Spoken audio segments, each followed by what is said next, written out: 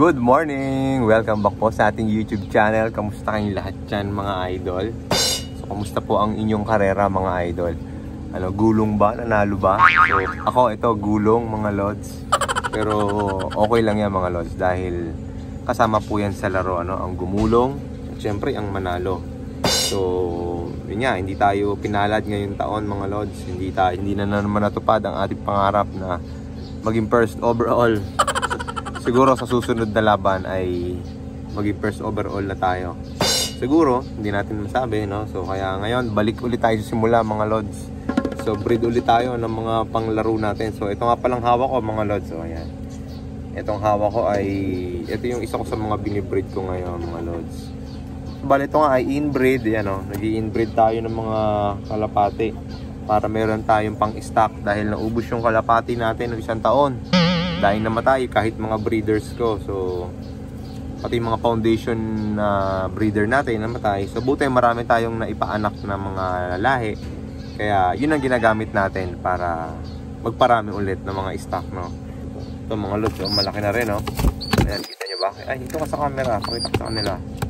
So ayan, ito ay checkered pied mga idol ang kulay niya. May puti siya sa ulo. Ayan. Ganito yung mga favorite ko na kulay mga idol.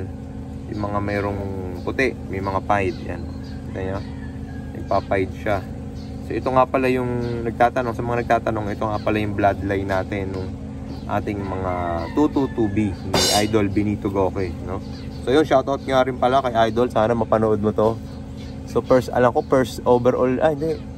Lap champion siya ng Katbalogan no, sa PHA. Hindi ko lang alam kung young bird o old bird mga lods. Pero di ba, ito talagang King of South. Mapakalupit talaga ni Idol BGQ. Idol. So ayan.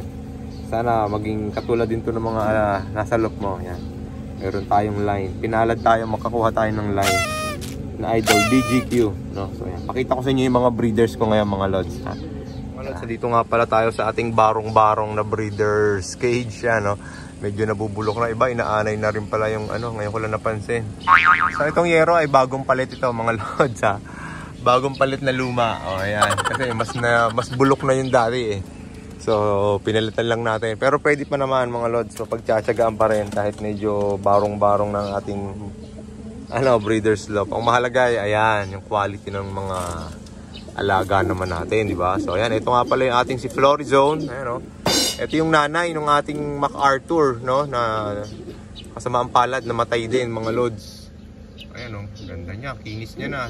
Sana ay mag-produce ulit siya ng isa pang magaling na anak. Kung mapansin niyo, yung pakpak niya sa ilalim ay red. Ayan o, ay yung breeder type talaga. Ayan o, magagaling na breeder, diba? May nabasa ako ganun eh. Ewan kung totoo yun ha. Basta daw yung balahibo dito ay pa-square. Ayan o, kita niyo naman ha. Siguro alam niya yan, yung may iba nakakaalam yan. Ayan o, pag pa-square, good breeder daw yan mga lods. Yung ganyan, yung pa-square, may kanto. O, diba? Sana may natutunan kayo. Pero yan ay natutunan ko lang din naman. Pero napatunayan ko, magaling na breeder talaga to. So ngayon, ini-inbreed ko din siya mga lods dahil siya ay matanda na. No? So, pero marami tayo naging anak nito mga lods. Ito yung kanyang asawa pala ngayon. Ito yung kapatid ng ating MacArthur. O, MacArthur bird, yung Maria Makiling. Sumakabilang buhay na. Hindi ko alam kung bakit. So ayan, yung mga ginagamit natin breeders. Ito, Baseraline. Yan, Baseraline. Kinis, no? Kakyak mga lods. Maliit lang yan. Sana mag-produce. Bago lang sa akin yan. Bago ko lang susubukan. Yan, ngayon ko pala susubukan yung lahi nito.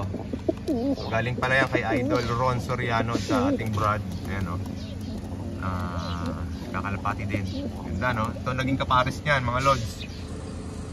Si ano naman to, si Baseraline din niya mga lods. Anak to ng foundation cock natin. O yan o. Ayan o, tapang niya. Dalawa na itlog niya mga lods. O yan. Diba? Magaling, sana magaling mag-breed din to. So bata pa to, mga 3 years old lang yan. O, ganon, 2 to 3 years old na. Ganon. Kaya medyo bata pa yan. O yan, sana mag-produce ka din ha.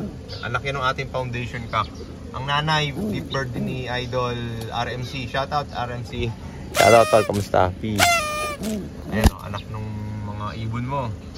Pure Baseraline niya mga lods. Ngayon pa lang din ulit natin susubukan. Sana mag-produce. Ayan siya, sana tumira. Tapos dito, hindi ganun din. Mga Baseraline din. Ito, Baser Pringles mga idol.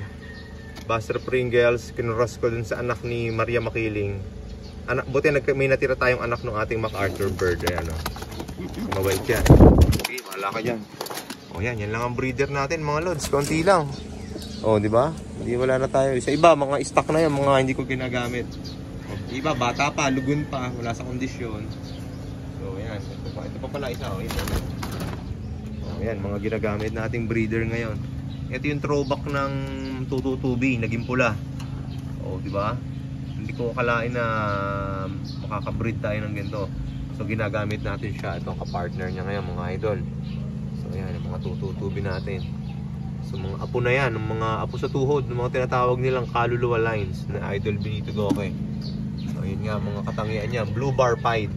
Ito, naglabas, throwback na pula. Kaya, breeder sa akin to. Magaling niya, sigurado. So, nag-throwback yan dun sa ibon na red check ni Pakitong, at nung daughter nung Rootester na nasa bloodline nung 222Bs. Kaya, sana meron kayo natutunan sa ating ating pinagsasaliksik. No? Kasi gusto ko talaga ng mga 222Bs. Yung pala ang mga linyada niyan. May mga kulay pula na lumalabas. So ayan. 222B. Sige, di naman tayo sa kabila mga lods. Tara, let's go. Labas muna tayo dito. Pakakainin ko pala muna sila. So ito mga lods, pakainin muna natin yung mga alaga natin. Ayan. Para naman sila ay ganaganahan ngayong araw. So ayan, ito pa. So, sige, kain lang kayo dyan. So, yun na, yun lang ating kaligayahan kada araw tuwing umaga. Pakain tayo ng mga alaga nating kalapate. Diba? Ayan o. Mamaya bibigyan ko kayo sa loob. Silip naman tayo dito. Nagpapakita ko sa inyo itong mga manok natin. Ayan o, mga manok natin. Medyo madami na. Pati ito yung mga sisiw mga lord. Pakita ko pala yung mga sisiw. Oh, mga sisiw. Oh, ayan o, mga sisiw. Oh, malalaki na din yung mga Rhode Island Red natin mga lods. Ito yung pinakamatanda kaya malaki mukhang tandang to. Ito may naiwan pang maliliit Sinama ko lang ulit yan para may makasama siya. So ayan, papakainin pa ulit natin. Medyo gutom pa yan, tsaka uhaw na. Oh, mga Rhode Island Red. Dami na nating alaga Oh, ayan. Oh, yung isa baliko pa yung paa Ayan, baka nag-inbreed yan. Inbreed na siguro yan. Nagkaroon ng deformities. So ayan mga lods, tapos na natin silang pakainin. So ayan na sila dyang mag-relax no. So pakita ko rin pala sa inyo itong ating bagong may bubong. Ayan, yung mayroon dito tayo nagbe-breed. Puntahan natin yung mga breeders naman natin dito. Si Chipeles. Ano yung Chipeles? Bonsai ba yan? Bonsai. O yeah, bonsai. Baka gusto nyo ng bonsai. O, dito tayo. So ito na mga lods, yung ating mga breeders. Pakita ko sa inyo yung mga breeders ko mga lods. Ito mga lods, meron tayong dalawang itlog dito. Ayan.